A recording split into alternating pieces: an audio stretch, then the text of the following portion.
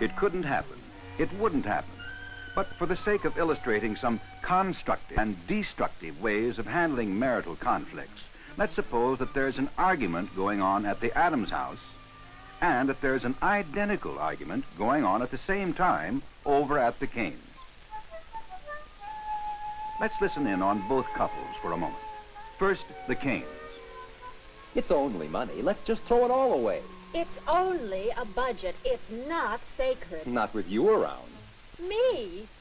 Who does all the scraping and scrounging to keep us on that precious budget? I suppose it was you who shopped in 4 different grocery stores to save And money. over at the Adams house. You don't realize of it, but I shopped in 4 different grocery stores today just to save a penny here, a penny there, and a dime somewhere else. You figure I don't know why you spend so much time on the food part of it? I mean, you figure whatever you save there is yours. Oh, yes! I am very underhanded. Sure, I scrimp on the groceries just so I can have some money of my own. $2 or $3 whole dollars a month. But you have a big fat allowance built right in the budget. Oh, boy, let's... The Adamses and the Canes are at it again. The gist of their argument so similar that in switching from one house to the other, not a thread is lost. Now, the best way to handle a disagreement is through calm discussion. But as you can see, neither the Adamses nor the Canes are using the best way right now. But in a moment, one of these pairs will begin to handle their conflict constructively, working toward a solution for their differences. The other couple will let the conflict handle them so that hostility mounts and a solution is farther away than ever. See if you can tell which one of these couples is arguing constructively, which pair is arguing destructively. My big fat allowance, as you call it, all goes for carfare to get me to work. All right. That is what burns me up. I mean, there is no place for any leeway. We have ourselves strapped in a straitjacket.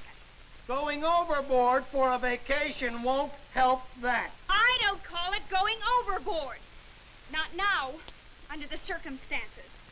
Look, just once I want to have the best. You have the best when you buy a new suit. Oh, boy, back to that. I bought one good suit in my life, and I've worn it for 3 years. That's extravagance. But a trip to Acapulco? Oh, now that makes sense. Now, look, you know my suit has nothing to do with it, so let's just forget it. Okay. But you can't say that a real vacation doesn't make sense. Not when we have the money, and not when it's the only chance we're going to have for years. Is that what's bothering you, the fact that we're going to be tied down? Look, if that's what's eating you, let's talk about that, not about spending every cent in the savings account. It's not eating me! I'm tickled to death about the baby. But you can't deny that a baby's going to keep you at home. The responsibilities are going to pile up. Exactly. Think of the hospital bills and furniture and stuff for the baby. Is that what's bothering you? How much it's going to cost? I can see us now haggling with doctors to find out who's going to deliver the baby for $2.98 less than somebody else. You are acting like a ninny. You've already lined up the best obstetrician in town. And speaking of him, what does he think of this idea of yours of going on a vacation? Does he think it's all right? I don't know. I didn't ask. But I'm just a ninny. I'm sorry, you're not the ninny. I'm the ninny for letting you get me so worked up. Look, I understand how you feel. I'd like to break loose from the grind while we still can. But we're going to need every penny, and we're going to have less because you won't be working anymore. Aha! You admit it. You said you'd like to break loose. You want to get away just as much as I do. I never said I didn't. I said, do we have to go whole hog? And you jumped up on your high horse. I beg your pardon. You said a budget is a budget, and I thought that meant the trip was just off. Well, it's not. Not unless you insist on going to the ends of the earth. Well, I don't insist on anything. I mean, I am willing to go anywhere I decide. Uh-huh. I mean, we decide. Oh, you gave yourself away. I did not. Did I? Uh-huh. I said we. I did. Well, you know what I mean.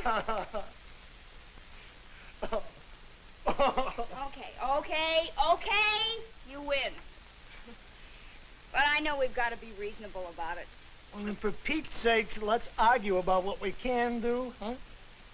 Meanwhile, over at the Canes, I tell you what you can do. You always do. You can stop acting like a martyr every time I inject a little common sense into the discussion. Common sense. You say no without even listening to what I have to say, and you call that common sense. Well, what is there to listen to? You walk into the room and announce, we're going to Mexico. You expect me to just say, yes, darling? Well, that wouldn't hurt for once. Do you have to make all of the decisions? Oh, come on, don't be so silly. Talk facts, will you? You want facts. What about the car? You bought what you wanted, didn't you? Oh, it's all right for me to work for cars and vacations. But I don't have any say. Not when what you have to say is just plain stupid. Picking out a car because it's blue. Stupid! So stupid, I'm in charge of my own department. I thought that had come out. Your fine job. Well, let me tell you, I'm fed up with hearing about your fine job. You knew when you married me that it would take time for me to work up in the company. So that was all right when you were trying to hook me. Now it's new carpets, new cars, big trips. Any excuse for you to keep on working. Because that's what you really want. How would you know what I really want? At least what I earn gives us some of the nicer things in life. The nicer things? Well, what are they? More furniture? A new carpet? Have you ever heard of a family? Of children? Or aren't they nice enough? That's a new one. Especially since it was your idea to wait until you got established until we had a family. My idea? That's a laugh. My idea was to wait until you grew up a little. A fine mother you'd make. Even your own mother admits you're spoiled. Leave her out of this. Why should I? I pay for her rent and her groceries, don't I? Oh, maybe I shouldn't mention that. Maybe that's one of the nicer things in life that I haven't got sense enough to appreciate. Oh, brother, tears. That just solves everything. With both the Canes and the Adamses, it's clear that there is much more involved here than the disagreement over money with which the quarrels began. This is usually true of most marital conflicts. It's also apparent that the heat of a quarrel has nothing to do with whether it solves anything. The hot-headed Adamses bear this out. Oh, no. Can't do it. Might be bad for you and the baby. How about here? Oh, no. That's too close to Aunt Helen. You know, if she ever heard we went through and didn't stop. Besides, getting trapped at a relative's is the last thing. Oh, see, there's the lake the Smiths raved about. What do you think about that? Say, now, If you that's a- decided that the Adams conflict, for all its heat, was the one which moved through constructive channels, you were right. Their clash cleared the air for a reasonable discussion. But the discord between the Canes, although not so loud, didn't get anywhere, and left both of them feeling worse than ever. What makes a quarrel destructive? Let's back up and note some of the damaging elements of the Canes' quarrel. The most damaging element in any conflict is not knowing the real issue. Are the Canes quarreling about money, or a vacation, or the car they bought last summer, or the family they don't have? Nobody knows, least of all the Canes. Whatever the real issue is, it is repeatedly sidetracked. Well, that wouldn't hurt for once. Do you have to make all of the decisions? The Canes not only allow themselves to get sidetracked into dead issues, they also get sidetracked into personalities. Well, not when what you have to say is just plain stupid. Picking out a car because it's blue.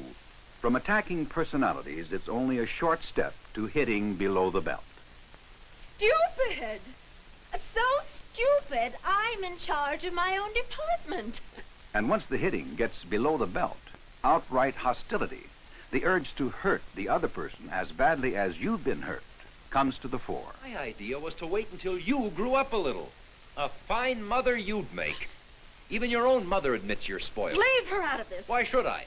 I pay for her rent and her groceries, don't I? Nowhere in the Canes' argument was there any attempt to understand the other person's viewpoint or to find the real issue. The tension exploded the only way it could for the Canes, in tears and resentment. Over at the Adamses, tension worked itself out to the point where they could laugh at themselves. Why? What did they do to handle the conflict? Let's go back and note the things which helped. First of all, After some preliminary sparring, the Adamses zeroed in on the issue. Should we or should we not take a vacation? It took some effort, but they stuck to the issue as closely as they could while under emotional stress. Now that makes sense. Now look, you know my suit has nothing to do with this, so let's just forget. Okay. But you can't say a real vacation doesn't make sense. Not when A dead issue which could have sidetracked them was disposed of by mutual consent, and an effort was made on both sides to try to understand the other person's viewpoint. Is that what's bothering you, the fact that we're going to be tied down? To make sure that what the other was saying was understood. It's what's bothering you. How much it's going to cost. I can see us now haggling with doctors. Sometimes the Adamses lapsed off into personalities, even name-calling, but they never resorted to red flag words such as stupid and spoiled, the way the Canes did. You are acting like a ninny. And when Adams realized he had fallen into the common practice of name-calling, I don't know, I didn't ask, but I'm just a ninny. You're not the ninny. I'm the ninny for letting you get me so worked up. without a break in the argument, the statement was retracted. An apology was offered. There was no necessity then for retaliation, for hitting below the belt, for hurting someone because you'd been hurt yourself. Hostility was kept in check so that when the tension exploded, it could explode harmlessly with both of them laughing at themselves. And I thought that meant the trip was off. Well, it's not. Not unless you insist on going to the ends of the earth. I don't insist on going anywhere. I mean, I'll go anywhere that I decide. Ha-ha! I mean, we decide to go. Oh, you gave yourself I away. did not. Even though the Adamses may be childish enough to slam things and yell, they still show a mature willingness to compromise. Mrs. Adams, who started out wanting a trip to Acapulco, was willing to settle for less. And Mr. Adams, who apparently wanted to take no trip at all in the beginning, was willing to consider some kind of vacation after all. The Adamses established a basis for discussion, which is the ideal way of handling conflicts. Neither individual won, just as neither lost the argument. Still, the couple won through compromise. But over at the Canes, a great deal seems to be lost. Energy, time, self-respect, understanding. If you are to avoid such unhappiness in your life, it's important to understand why the Canes quarrel was so damaging. Quarrels of the Cane type damage a relationship because the real issue is never established. They do not stick to the point. They do not understand each other. They hurt each other. They will not compromise. The Adamses have reached a point where they can kiss and make up with no great harm done because the real issue was established. They stuck to the point. They understood each other. They did not hurt each other. They were willing to compromise.